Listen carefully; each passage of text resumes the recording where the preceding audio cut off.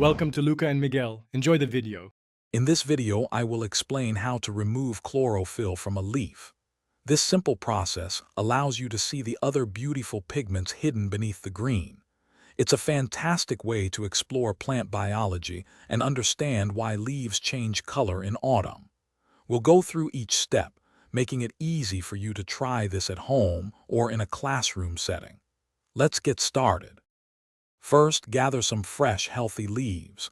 Any broadleaf will work well for this experiment.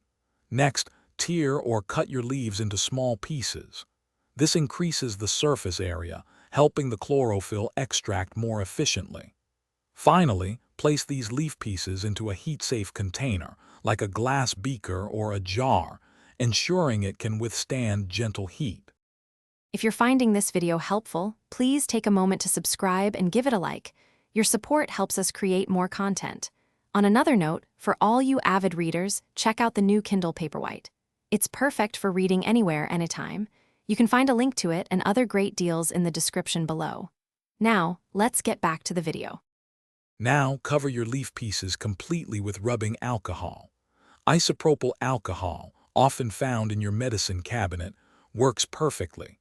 Then, carefully place your container into a larger pot of hot water, creating a gentle water bath.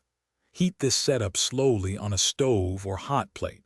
You'll see the alcohol gradually turn green as the chlorophyll dissolves.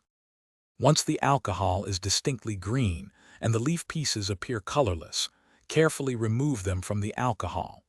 Be gentle, as they might be fragile. Rinse the extracted leaves thoroughly under clean, cool water to remove any residual alcohol.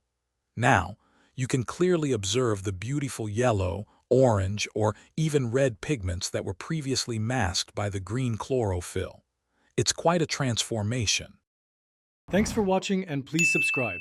It's the best investment you'll ever make.